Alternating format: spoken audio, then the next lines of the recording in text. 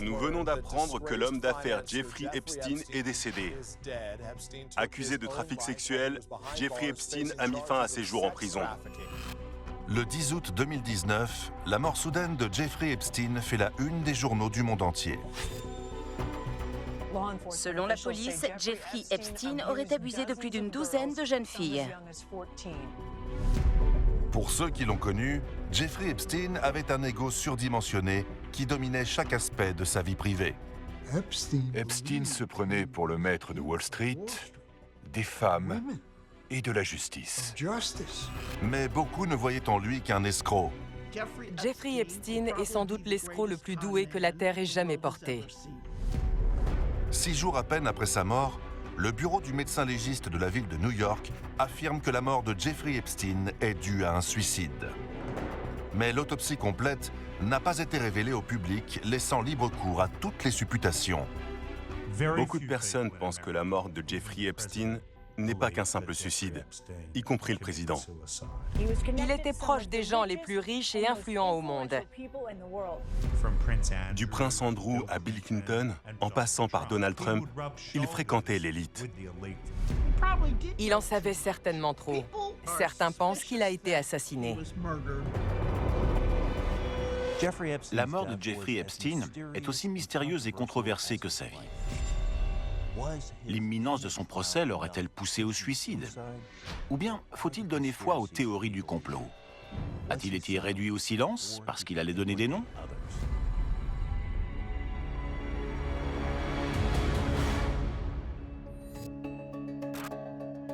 Le docteur Michael Hunter est un médecin légiste réputé dans le monde entier.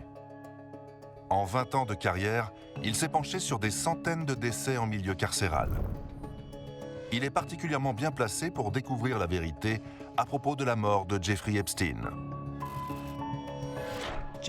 Le rapport d'autopsie de Jeffrey Epstein n'a été que partiellement révélé au public. Néanmoins, grâce aux informations médicales, aux témoignages des victimes et aux rapports de police, je pense être en mesure de reconstituer les jours qui ont précédé la mort de Epstein jusqu'à sa dernière seconde, son dernier souffle. Et je découvrirai les véritables raisons de son décès dans cette cellule de la prison de Manhattan. 6 juillet 2019, aéroport de Teterboro dans le New Jersey. 6 semaines avant sa mort. Jeffrey Epstein rentre aux États-Unis. Il a quitté le pays depuis 3 semaines. Son jet privé arrive tout droit de Paris. L'aéroport de Teterboro est très réputé.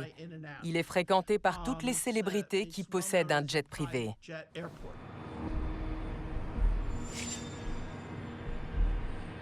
Jeffrey Epstein n'avait aucune idée de ce qui l'attendait. Il a tout de suite été entouré par une foule d'agents du FBI qui l'ont immédiatement mis en état d'arrestation.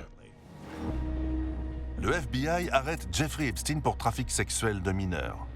S'il est reconnu coupable, Jeffrey Epstein risque une peine de 45 ans de prison. Il s'agit sans doute d'un des cas de trafic sexuel les plus sinistres de toute l'histoire des États-Unis. Jeffrey Epstein s'en moquait. Il n'avait aucun sens moral. 2 jours plus tard, lors d'une audience à New York, Epstein plaide non coupable des charges dont il est accusé. Mais son procès n'aura jamais lieu. 1 mois plus tard, son décès met fin à l'enquête. Mais lors des semaines suivantes, beaucoup de ses anciennes victimes, maintenant trentenaires, ont tenu à témoigner. J'étais prisonnière d'un monde que je ne comprenais pas. Avant que je puisse comprendre ce qui se passait, il m'a attrapé les poignets et tiré jusqu'au lit. Tout ce que j'ai pu dire, c'est non, s'il vous plaît, arrêtez. Les prédateurs sexuels du genre d'Epstein provoquent des réactions violentes chez les gens. Il est dur d'avoir de la compassion pour lui quand on sait qu'il abusait de jeunes filles sans défense. Mais pour comprendre les raisons de sa mort, je dois découvrir l'origine de son comportement inadmissible.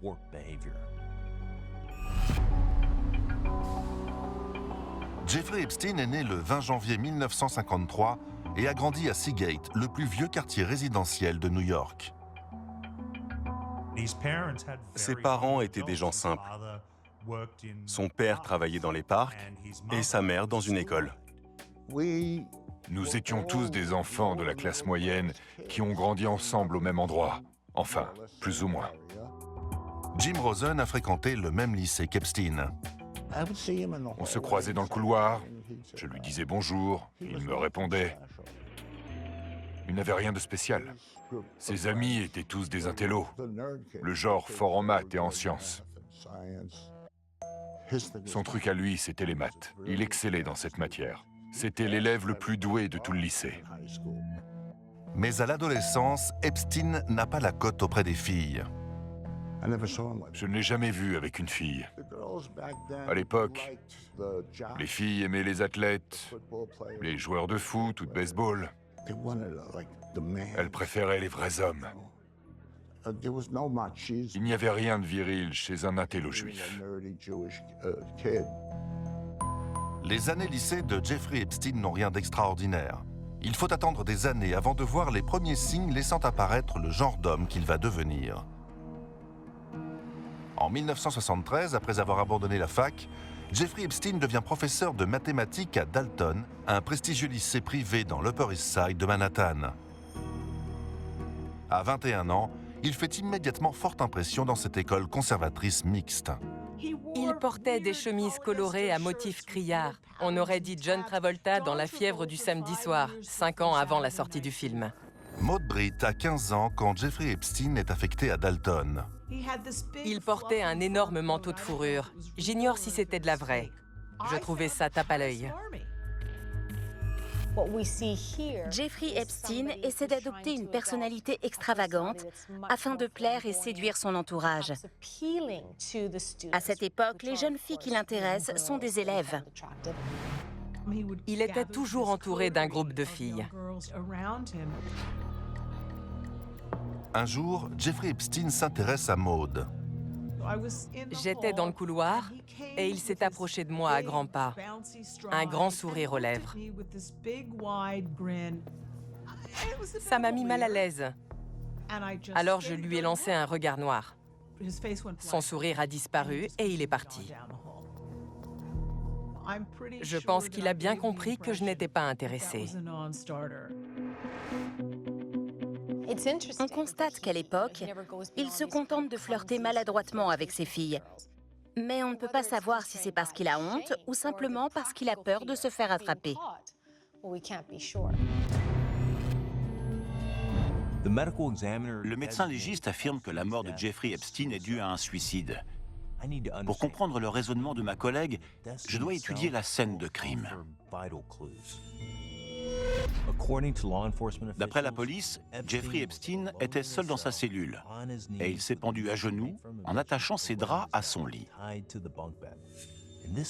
On est loin de l'image classique où la victime est suspendue et les pieds ne touchent plus le sol. Mais il est parfaitement possible de se pendre de cette façon. Dans cette position, le poids du corps, combiné à l'effet de garrot exercé par le drap sur le cou, suffit à bloquer l'afflux sanguin et les voies respiratoires. Si on prend en compte la position du corps et le type de ligature, je comprends pourquoi le médecin légiste a conclu un suicide. Mais il me reste des zones d'ombre à éclaircir. À la une ce matin, de nouvelles informations à propos du décès de Jeffrey Epstein révèlent que son os hyoïde s'est brisé lors de sa mort. Les fractures au cou de Jeffrey Epstein remettent en question le rapport du médecin légiste. L'os hyoïde se trouve dans la partie antérieure du cou. Son rôle est de protéger le larynx et la trachée. En cas de pendaison suspecte, le médecin légiste va inspecter la zone autour de l'os hyoïde parce qu'il s'agit d'un endroit crucial pour déterminer la cause du décès. Mais interpréter une fracture reste très complexe. Lors d'une pendaison, la corde se resserre sous la mâchoire, au-dessus de l'os hyoïde, qui reste alors intact. En cas de strangulation, la pression est appliquée directement sur l'os, ce qui peut facilement provoquer des fractures.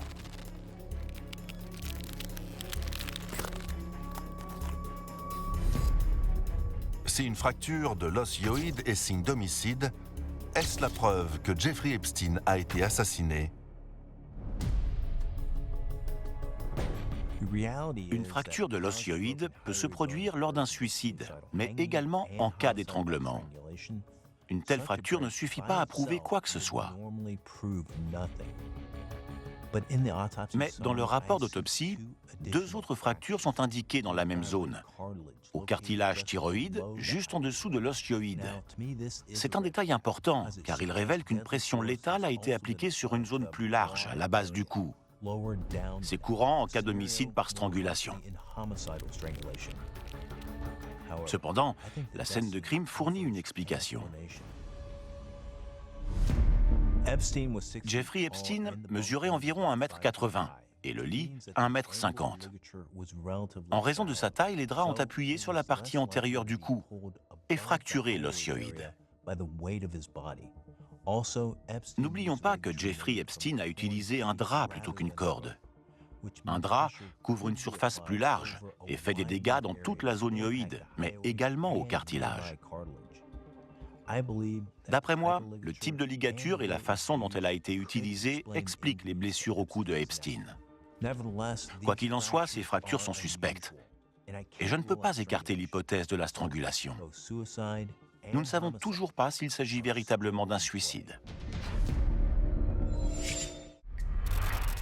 8 juillet 2019, Metropolitan Correctional Center, New York. Jeffrey Epstein n'a plus qu'1 mois à vivre. Il vient de plaider non coupable de trafic sexuel de mineurs. En attendant son procès, il est détenu dans l'une des prisons les plus sécurisées du pays.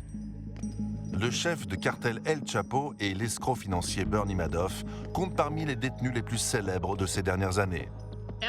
La prison de Manhattan a été construite il y a 40 ans pour contenir 475 détenus.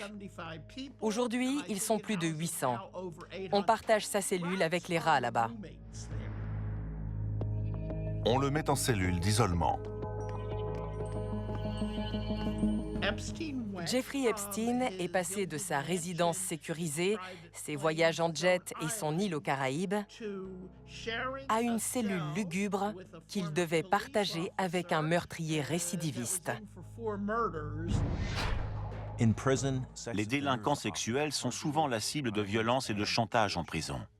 La réputation de Jeffrey Epstein fait de lui une cible de choix. Il va alors tout faire pour être libéré le plus vite possible.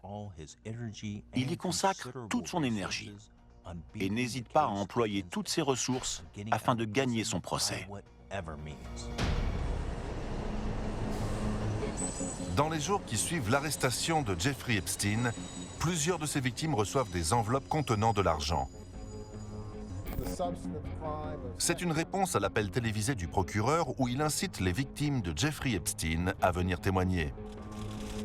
Si vous pensez avoir été la victime de cet homme, Jeffrey Epstein, appelez le FBI. Jeffrey Epstein achète le silence de ses victimes. Cette stratégie n'a rien de nouveau. Jeffrey Epstein a construit son réseau d'exploitation sexuelle en attirant ses victimes avec de l'argent. Il les choisissait dans les classes sociales les plus basses, parce qu'elles étaient vulnérables. L'argent était un élixir pour lui. Lors des entretiens de la police avec les victimes, le mode opératoire de Jeffrey Epstein devient évident. Une amie m'a parlé de ce type. J'avais besoin d'argent pour mon loyer. Elle m'a dit qu'il me donnerait 200 $ pour un massage. Il a essayé d'enlever mon t-shirt, j'arrêtais pas de trembler. Il m'a poussé sur la table et il s'est mis sur moi. Je ne voulais pas. Quand on écoute le témoignage des victimes, le plus frappant, c'est son manque total d'empathie. Il n'a aucune considération pour ce qu'elles peuvent ressentir. D'après moi, c'est un signe évident de trouble de la personnalité. Les gens qui ont un trouble de la personnalité antisociale ne ressentent pas les émotions comme la honte, la culpabilité ou encore les remords. Il souffrait peut-être de troubles de la personnalité narcissique. Ce terme désigne une catégorie de personnes à l'ego surdimensionné. qui ignore complètement les sentiments des autres. Pourtant, ces personnes ont une estime d'elles-mêmes extrêmement basse et très fragile, et elles cherchent à se dissimuler derrière une personnalité hypertrophiée. En 1976, à l'âge de 23 ans, Jeffrey Epstein est engagé par un trader de Wall Street et fait immédiatement sensation. Jeffrey Epstein avait beaucoup de charisme. Il a réussi à se faire une clientèle grâce à ça. C'était un génie. Il était très doué en vente d'investissement. Il arrivait toujours à vous faire craquer. Jeffrey Epstein se retrouve à Wall Street et c'est l'endroit idéal pour lui, parce que les gens qui souffrent de troubles de la personnalité pensent qu'ils sont nés pour négocier. Ils ont du charme, ils arrivent à sonder les gens, ils sont sans pitié. Ils n'hésitent pas à ignorer le règlement et à mentir. L'attitude impitoyable d'Epstein lui vaut d'être remarqué par de nombreux traders. Parmi eux, Steven Hoffenberg, le PDG de la Towers Financial Corporation. Towers Financial s'occupait de vendre des investissements à des actionnaires partout dans le monde. Epstein a rejoint l'équipe en 1987. D'après Hoffenberg, Epstein orchestre alors une opération de vente pyramidale, une escroquerie dont le but est de séduire de plus en plus d'investisseurs en leur promettant des gains financiers astronomiques. Les actionnaires croient qu'on investit leur argent, mais ce n'est pas le cas. En réalité, on l'utilise pour payer les personnes qui participent à l'arnaque. Towers Financial et Jeffrey Epstein se partagent l'argent restant. Le montant s'élevait à $1 milliard d'investissement et $1,5 milliard de bénéfices chaque année. Jeffrey Epstein se faisait beaucoup d'argent. Au début des années 90, Jeffrey Epstein est désormais millionnaire. Laura Goldman, une ancienne courtière, se souvient que la mystérieuse fortune de Jeffrey Epstein fascinait Wall Street. J'ai rencontré Jeffrey Epstein à Manhattan dans les années 90. Je pensais pouvoir en faire un client, ou bien qu'il aurait des contacts à me donner. Je me souviens qu'il ne vous regardait jamais dans les yeux. Il pouvait être très aimable quand il avait besoin de vous, et s'il ne voulait pas répondre à certaines de vos questions, il faisait une blague douteuse pour changer la conversation. Jeffrey Epstein agit dans l'ombre et ses actions passent inaperçues. Mais la vente pyramidale s'effondre en 1997 et Steven Hoffenberg est condamné à 18 ans de prison pour fraude. J'ai été idiot. Il a réussi à me convaincre que nous étions au-dessus des lois. Epstein était entièrement sous ma responsabilité. En tant que PDG, je l'ai autorisé à briser les règles. Epstein n'a pas été inquiété et il s'en sort indemne.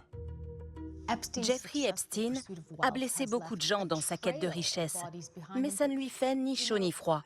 Comme il est le seul à s'en tirer, ça ne fait que renforcer son narcissisme et son sentiment de valoir mieux que tout le monde.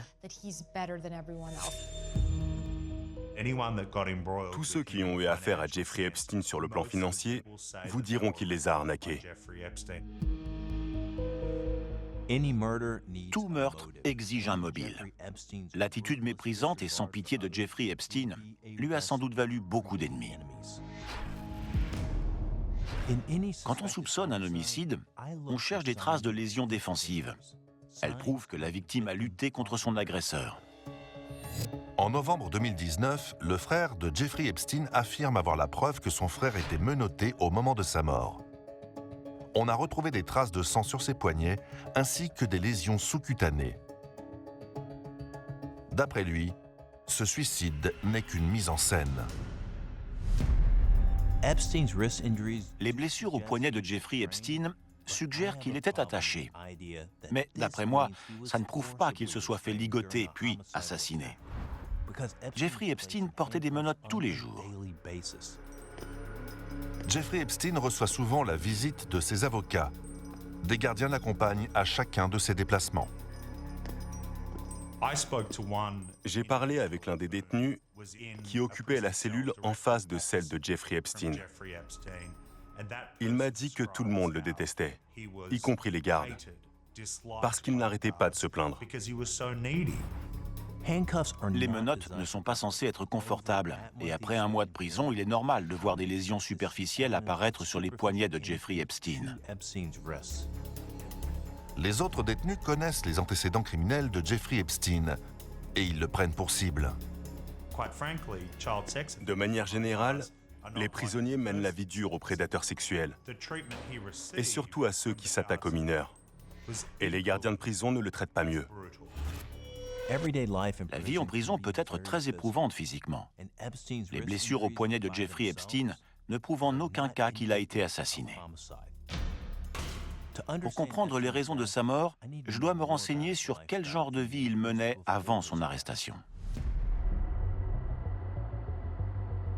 Dans les années 90, Jeffrey Epstein utilise sa fortune pour entrer dans les hautes sphères. Il organise des banquets et des dîners dans sa résidence à New York. Il fréquente l'élite de Manhattan. Il invite ses amis les plus haut placés à utiliser son jet privé. Jeffrey Epstein comprend très vite que les riches sont pingres et qu'ils adorent ce qui est gratuit. Ses avions lui permettent d'être accepté très rapidement. Jeffrey Epstein réussit à se faire accepter par l'élite. Mais dans l'ombre, il abuse désormais régulièrement de jeunes filles mineures, que ce soit à Manhattan, en Floride ou bien ailleurs. Jeffrey Epstein fait venir des filles sur son île privée aux Caraïbes. Les trajets étaient tellement fréquents que les habitants de l'île avaient surnommé son jet le Lolita Express. C'est le personnel de l'aéroport de Saint-Thomas qui a trouvé le surnom, car il voyait beaucoup de jeunes filles descendre de cet avion. Pour ne jamais manquer de filles, Jeffrey Epstein manipule ses victimes pour qu'elles attirent leurs camarades de classe dans ses filets. Dans un entretien avec la police, une des victimes explique le processus. Combien de filles vous lui avez emmenées? Beaucoup. Beaucoup? Chaque fille en amenait de nouvelles. C'était comme une chaîne. Je lui présentais toutes mes amies, et cette amie-là lui présentait ses amies, et ainsi de suite. Parmi ces filles, qui d'autres étaient mineurs à l'époque? Comment ça? Qui avait moins de 18 ans? Toutes les filles. Toutes les filles? C'est bien ça. Jeffrey Epstein va de plus en plus loin pour les contrôler. La plupart des filles sont continuellement sous l'emprise de stupéfiants. Elles ne se rendent même plus compte de la situation. Epstein les drogue pour qu'elles ne puissent pas quitter son réseau. Dans leurs témoignages, certaines victimes ont indiqué qu'elles étaient parfois droguées aux médicaments anxiolytiques, comme le Xanax ou le lithium. Ce n'est pas le genre de médicaments qu'on prescrit facilement aux adolescents, et cela n'est qu'un exemple du comportement abusif de Jeffrey Epstein. En raison de la présence de ces drogues chez lui, je me demande si Jeffrey Epstein n'en abuse pas lui-même. La drogue est responsable de près de la moitié des suicides en prison. Sur cette photo de la cellule de Jeffrey Epstein, prise après sa mort, on peut voir plusieurs boîtes de médicaments sur son lit. Mais en y regardant de plus près, on constate qu'il s'agit de médicaments sans prescription, comme du lait de magnésium, qu'on utilise en cas de constipation. Si des substances inhabituelles avaient été trouvées pendant l'autopsie, elles auraient été inscrites sur le rapport de toxicologie. Rien ne prouve que Jeffrey Epstein ait pris de la drogue en prison. Si on en croit les témoignages, Jeffrey Epstein faisait très attention à sa santé. Jeffrey Epstein était très propre sur lui. Il ne buvait pas et ne fumait pas. Il semblerait que Jeffrey Epstein n'utilise la drogue que pour abuser des autres. Mais sur le rapport d'autopsie, je vois quelque chose qui s'apparente aux effets secondaires d'une prise de drogue régulière. Le médecin légiste a constaté une stéatose hépatique, aussi appelée foie gras. On la retrouve chez les personnes obèses, diabétiques ou alcooliques. Non traitée, elle peut provoquer une cirrhose et une insuffisance hépatique. Jeffrey Epstein n'était pas en surpoids. Il ne buvait jamais et rien ne semble indiquer qu'il était diabétique. Quelle est la cause de cette lésion au foie? Des études prouvent que la prise de stéroïdes anabolisants peut provoquer une stéatose hépatique. Ce sont des médicaments qui stimulent les effets de la testostérone. Les stéroïdes anabolisants sont souvent pris pour renforcer la masse musculaire et augmenter la libido, et plusieurs victimes de Jeffrey Epstein ont confié que son corps musclé ne leur semblait pas naturel. Un sevrage brutal peut provoquer une dépression et des pensées suicidaires. Si Jeffrey Epstein a été contraint d'arrêter d'en prendre en prison, les stéroïdes ont peut-être joué un rôle dans sa mort. Mais il est impossible de déterminer si l'état du foie de Epstein est dû à une prise excessive de stéroïdes. Je dois chercher mes réponses ailleurs. 15 juillet 2019, Metropolitan Correctional Center, New York. La demande de libération sous caution de Jeffrey Epstein est rejetée par le juge. L'homme d'affaires retourne en prison. Il doit rester en cellule d'isolement jusqu'à son procès qui a lieu dans 10 mois. Jeffrey Epstein pense qu'il obtiendra une caution car il en a l'habitude. Quand il n'a pas obtenu ce qu'il voulait, ça l'a complètement anéanti. Une telle décision a un effet dévastateur sur lui, parce qu'il est convaincu que tout allait bien se passer. Pour un homme narcissique, obsédé par le contrôle, c'est très dur à vivre. En prison, un refus de caution provoque très souvent des réactions de désespoir. Il va de soi que Jeffrey Epstein est très affecté par cette décision. Le juge a décrété qu'il ne peut pas être libéré car il représente un risque à long terme pour les jeunes filles. La décision du juge est basée sur des allégations qui remontent à 2005, voire antérieures. Il s'avère que Jeffrey Epstein a déjà séjourné en prison en 2008 pour agression sexuelle. Jeffrey Epstein est arrivé en prison peu avant 10 h ce matin. Il a plaidé coupable lors d'une audience publique. C'est difficile à croire, mais cette affaire a commencé suite à la déposition d'une jeune fille de 14 ans. T'as passé ton bac? Ouais, cette année. En mai 2005, c'est ça? C'est bien ça. Quand elles ont appris que l'une d'entre elles avait porté plainte, d'autres ont suivi. Pendant 2 ans, la police de Palm Beach monte un dossier en se basant sur le témoignage d'une douzaine de jeunes filles. Mais à l'époque, les avocats de Jeffrey Epstein passent un accord avec le procureur. Il obtient l'immunité contre les poursuites fédérales et plaide coupable de sollicitation et de procuration de mineurs à des fins de prostitution. Plutôt que d'être condamné à 30 ans de prison ou bien à perpétuité, il a été condamné à une peine privative de 13 mois et à 5 mois d'assignation à résidence. C'était ridicule. Mais l'influence d'Epstein ne s'arrête pas là.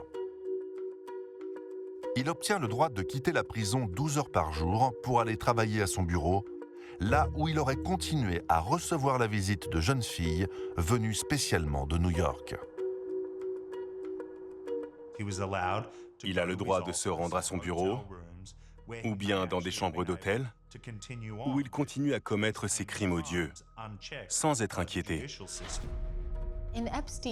Dans l'esprit de Epstein, c'est la jouissance totale, parce qu'il a réussi à tromper l'ensemble du système judiciaire. 23 juillet 2019, Metropolitan Correctional Center, New York. Dans 18 jours, Jeffrey Epstein sera mort. Le traitement qu'il reçoit en cellule d'isolement est totalement différent de celui auquel il avait eu droit en Floride. Il voulait un traitement de faveur, mais il ne l'a pas obtenu. Il s'est senti piégé. Le monde de Jeffrey Epstein se résume à une cellule de prison qu'il doit partager avec un meurtrier. Il risque la mort à chaque instant. D'après les complotistes, son arrestation et son emprisonnement ont été orchestrés pour le réduire au silence. Depuis plus de 20 ans, Michael Hunter collabore avec les forces de l'ordre et les experts judiciaires pour élucider des cas de mort suspectes. Aujourd'hui, il se penche sur le cas de Jeffrey Epstein, homme d'affaires et prédateur sexuel. Je dois examiner les semaines qui ont précédé la mort de Jeffrey Epstein. En épluchant le compte-rendu de son séjour en prison, pour déterminer si sa mort était un suicide ou un homicide, un détail m'a sauté aux yeux. 24 juillet 2019, 1h30 du matin. Metropolitan Correctional Center, New York. Les gardiens de prison sont alertés. Quelque chose se passe dans la cellule de Jeffrey Epstein. On l'a retrouvé à 1h20 du matin, à moitié conscient et amoché. Personne ne sait ce qui s'est passé. Ses compagnons de cellule jurent qu'ils ne l'ont pas touché. Aucun rapport officiel n'a été publié et les dépositions des témoins sont confuses. Ce qui est sûr, c'est que Jeffrey Epstein a été admis à l'infirmerie pour des blessures au cou bénignes. Le rapport indique que Jeffrey Epstein est placé sous haute surveillance après cet incident, car il s'apparentait à une tentative de suicide. C'est un détail important, car s'il avait déjà fait une première tentative, on peut écarter la théorie de l'homicide. Mais les circonstances de l'incident ne sont pas claires et les prisonniers ont souvent recours à de telles tactiques pour changer de cellule ou obtenir de meilleurs traitements. Peut-être a-t-il pensé que s'il arrivait à montrer qu'il n'était pas en sécurité en prison, il serait transféré dans un hôpital. En tant que narcissique, Jeffrey Epstein déteste être perçu comme une victime. Mais la prison l'a contraint à abandonner sa façade afin d'obtenir ce qu'il voulait.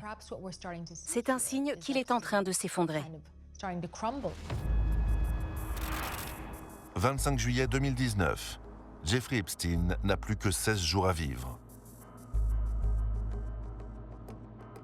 Même si les circonstances de l'incident restent floues, Jeffrey Epstein est placé sous haute surveillance. C'est le pire qu'il puisse vous arriver en prison. Vous êtes dans une cellule minuscule, votre uniforme est en papier et il y a quelqu'un devant votre porte 24 heures sur 24. Vous ne pouvez même pas sortir marcher. Des témoins disent que Jeffrey Epstein dort sur le sol et qu'il refuse de se laver. C'est de pire en pire chaque jour. Il est à bout de force. Il se laisse dépérir. Il est tombé de son piédestal et il n'arrive pas à trouver de solution. 9 août 2019, la veille de sa mort. Après une semaine sous haute surveillance, Jeffrey Epstein retourne en cellule d'isolement. Il est autorisé à voir ses avocats autant qu'il voudra pour préparer son procès.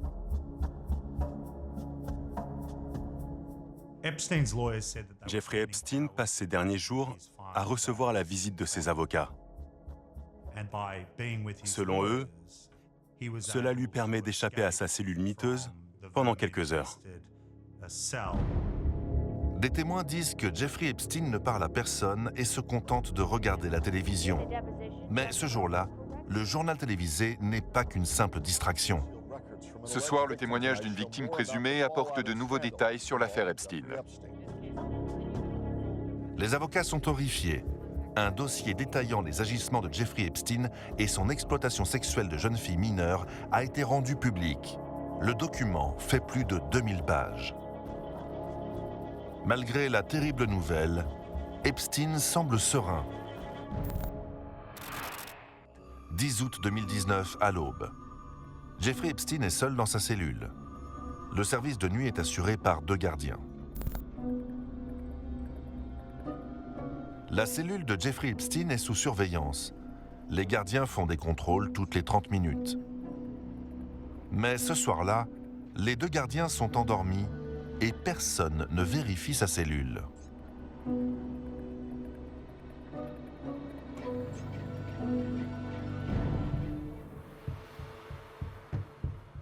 10 août 2019, 6h30 du matin.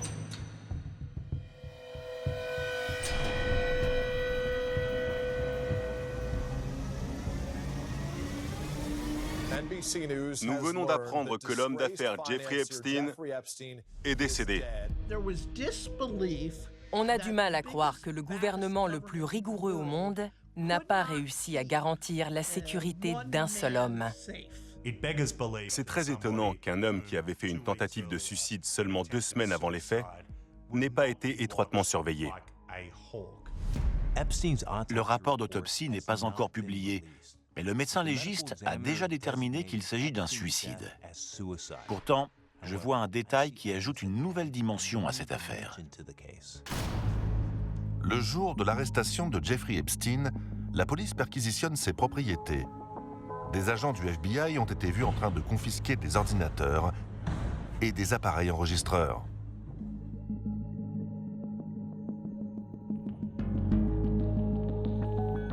En 2006, Jeffrey Epstein avait fait installer des caméras de surveillance dans toutes les chambres et les salles de bain. Il avait des caméras et des micros dans toutes ses résidences. Et il se servait des vidéos qu'il avait comme moyen de pression.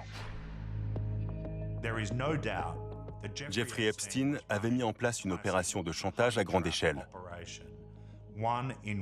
Il rassemblait des informations compromettantes et s'en servait comme monnaie d'échange. Le chantage est une activité très attrayante pour les personnes souffrant de troubles de la personnalité narcissique. Ça leur donne du pouvoir. J'ai le contrôle sur toi grâce à une information compromettante. Tu es à ma merci. C'est ce qu'ils aiment. Mais ce que Jeffrey Epstein pensait être une carte maîtresse finit par le conduire à sa perte. En cas de mort suspecte, s'il y a eu une histoire de chantage, la théorie de l'homicide doit être sérieusement étudiée. S'agirait-il de la preuve irréfutable qu'il s'agit d'un meurtre? Milliardaires, politiciens et même top modèles. Il a été révélé que de nombreuses célébrités sont impliquées dans ce scandale de trafic sexuel.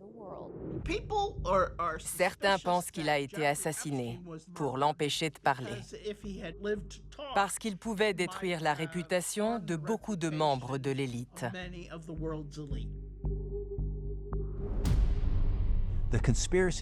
La presse raffole de ce genre de mort mystérieuse. Mais d'après mon expérience, un meurtre en prison laisse des traces. Mais ici, je ne vois rien. Il est très difficile d'arriver à maîtriser un homme adulte qui, en plus, se débat. En cas d'altercation, il y aurait eu du bruit et des cris. Quelqu'un aurait forcément entendu. Il n'y a aucune preuve physique.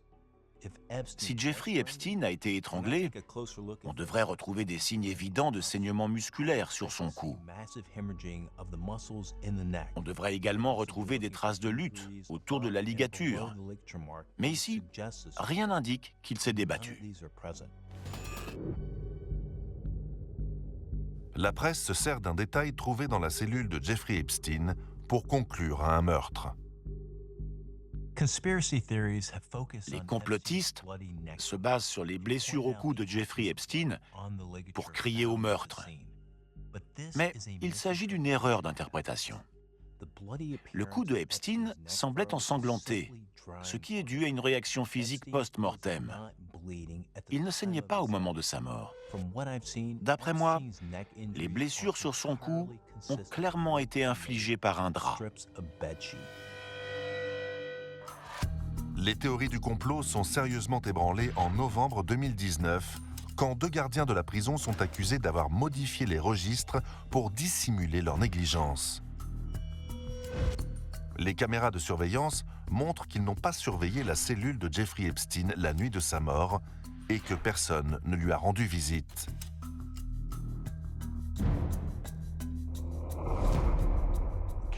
Les images nous montrent que Jeffrey Epstein était seul quand il est mort. Rien ne prouve qu'il s'est fait assassiner. Et tout porte à croire qu'il avait prévu de se suicider. 8 août 2019. Metropolitan Correctional Center, salle d'audience. 2 jours avant sa mort, Jeffrey Epstein rédige son testament. Jeffrey Epstein transfère toute sa fortune sur un compte en banque aux Caraïbes. À ce moment-là, le nombre de témoignages continuait d'augmenter. Déplacer sa fortune sur ce compte empêche les victimes d'obtenir un dédommagement matériel. Il s'agit de son ultime affront. Ce n'est pas étonnant de la part d'un homme qui souffre d'un trouble de la personnalité narcissique. C'est la dernière chose sur laquelle il avait encore un semblant de contrôle. Il a décidé de se suicider. Tout semble indiquer qu'il s'agit d'un suicide. Mais la question demeure, qu'est-ce qui l'aura finalement poussé à agir? Pourquoi prend-il l'étrange décision de rentrer aux États-Unis en juillet 2019 alors qu'il sait que la presse se penche à nouveau sur les allégations de trafic sexuel? Jeffrey Epstein considère qu'il a déjà purgé sa peine en 2008. Il pense que la loi en vigueur aux États-Unis contre la double peine le protège.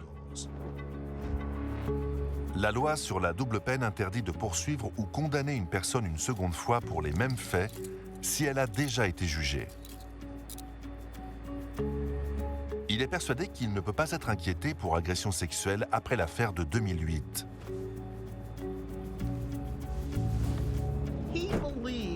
Il croyait que l'accord passé en 2008 le rendait invulnérable. Tout change 6 jours après son arrestation. Suite à son implication dans l'affaire Jeffrey Epstein en 2008, le secrétaire au travail Alexander Acosta démissionne. Le procureur qui a approuvé l'appel d'Epstein en 2008 se voit obligé de démissionner du cabinet de Donald Trump. Jeffrey Epstein se retrouve sans défense. Quand Acosta démissionne, plus personne ne le protège. Jeffrey Epstein comprend qu'il est perdu.